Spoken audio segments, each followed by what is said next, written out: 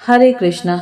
सनातन धर्म के परम पवित्र ग्रंथों में एक ऐसी कथा छिपी है जो यह बताती है कि जब साक्षात विधाता भी आपकी सुध ना ले रहे हों, तब एक ऐसा महीना आता है जो आपके भाग की सोई हुई लकीरों को जगा सकता है।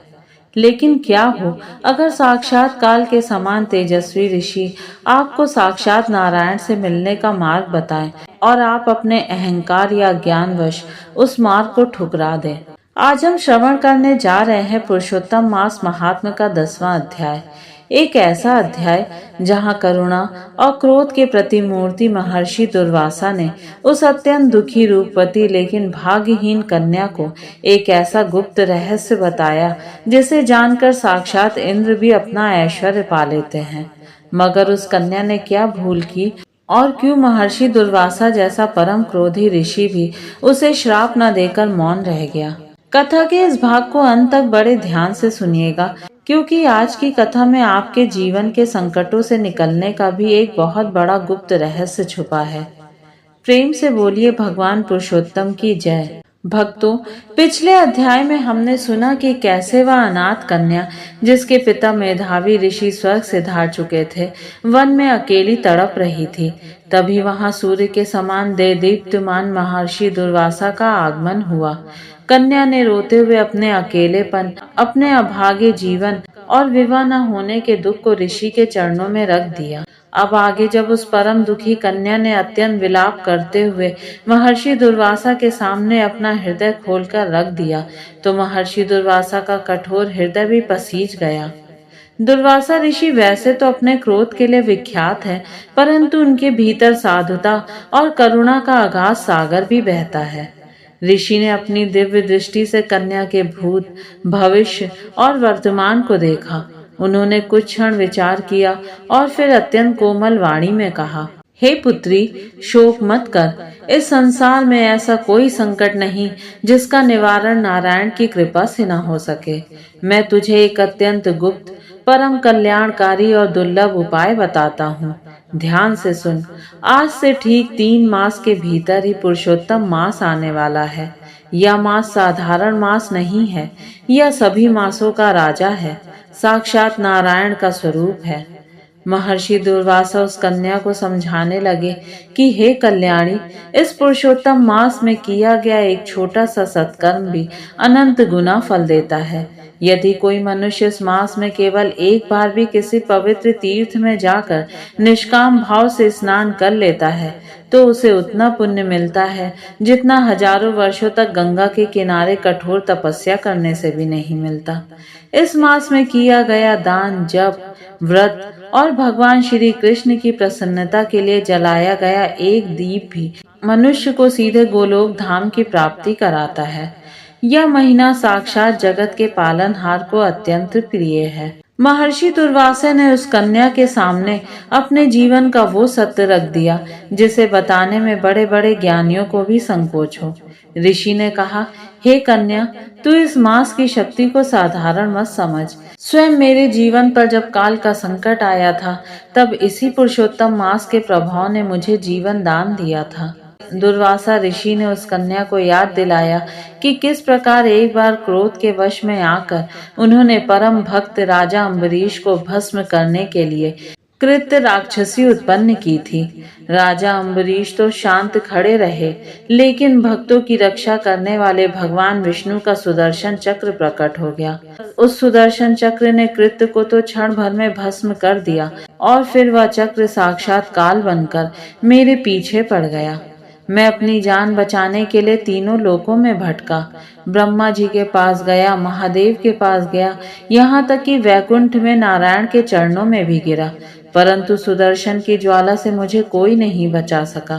अंत में भगवान नारायण की आज्ञा से जब मैं पुनः राजा अम्बरीश की शरण में आया, तब राजा अम्बरीश ने और मैंने इसी परम पवित्र पुरुषोत्तम मास के व्रत और अनुष्ठान के प्रभाव से उस संकट से मुक्ति पाई। सुदर्शन चक्र शांत हुआ। ऋषि बोले, हे कन्या, जब मुझ जैसे परम तपस्वी और क्रोधी ऋषि के अपराध को यह मास क्षमा करवा सकता है, तो तेरे जीवन के ये छोटे मोटे दुख और विवाह न होने का संकट तो इस मास के व्रत के सामने तिनके के समान उड़ जाएगा। इसलिए तू दृढ़ता से इस मास का व्रत कर। यहाँ कथा एक ऐसा मोड़ लेती है जिसे देखकर साक्षात देवता भी हैरान रह गए। विनाश काले विपरीत बुद्धि। जब मनुष्य का भाग्य खराब होना होता है तो साक्षात गुरु या संत की वाणी भी उसे जहर के समान लगती है। उस कन्या ने महर्षि दुर्वासा के इन परम कल्याणकारी वचनों को स्वीकार नहीं किया। उसके मन में संशय पैदा हो गया। उसने अपने छोटे से दिमाग से तर्क करना शुरू कर दिया।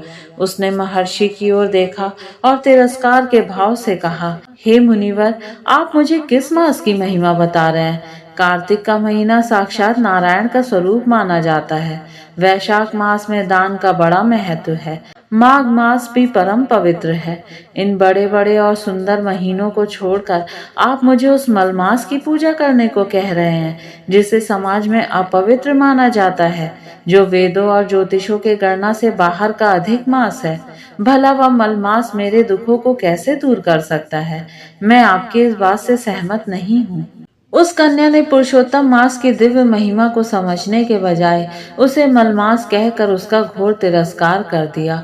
उसने साक्षात भगवान के नाम पर रखे गए महीने की निंदा कर दी। अब आप कल्पना कीजिए, जिसके सामने इंद्र भी कांपते हों, जिसके एक श्राप से स्वर्ग का ऐश्वर्य मिट्टी में मिल जाता हो, उस महर्षि दुर्वासा के सामने एक साधारण कन्या उनके वचनों को ठुकरा रही थी और भगवान के प्रिय मास की निंदा कर रही थी।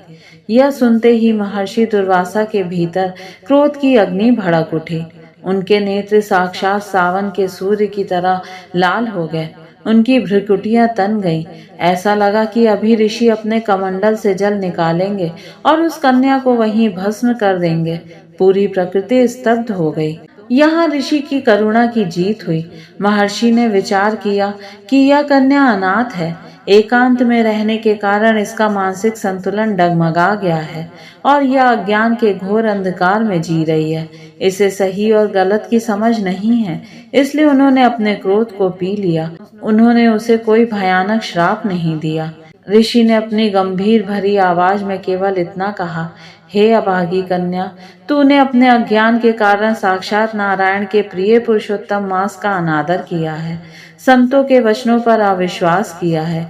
याद रख, कर्म अपना फल अवश्य देता है। इस परम पवित्र मास के तिरस्कार का फल तुझे इसी जन्म या तेरे अगले जन्म में अवश्य भोगना पड़ेगा।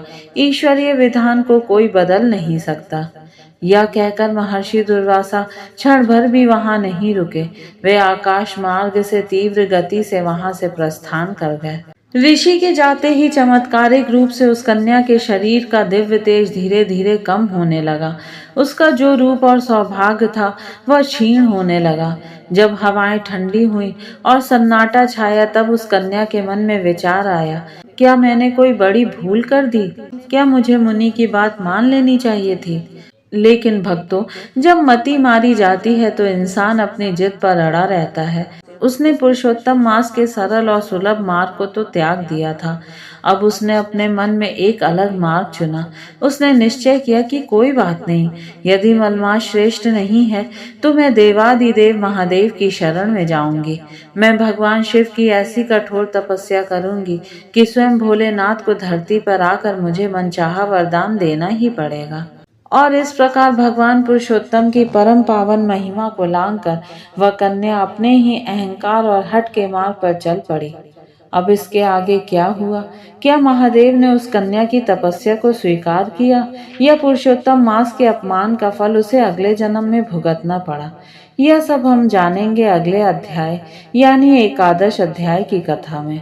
भक्तों, आज की कथा से हमें यह सीख मिलती है कि जब भी कोई संत, गुरु या शास्त्र हमें भगवान की भक्ति का सरल मार्ग बताए तो अपनी छोटी बुद्धि से तर्क करके उसका अनादर नहीं करना चाहिए। पुरुषोत्तम मास साक्षात हरि का रूप है, इसका सदा आदर करें। अगर आपको आज की यह प्रामाणिक कथा रसपूर्ण और ज्ञानवर्धक लगी हो तो इस वीडियो को लाइक जरूर करें। कमेंट बॉक्स में जय पुरुषोत्तम देव या नमो नारायण लिखना ना भूलें और अपने परिवार के साथ इस पुण्य कथा को शेयर जरूर करें। और यदि आप चैनल पर नए हैं तो सब्सक्राइब करके बेल आइकन दबा दें ताकि 11वें अध्याय की कथा आपसे छूट ना जाए। नारायण की कृपा आप पर और आपके परिवार पर हमेशा बनी रहे।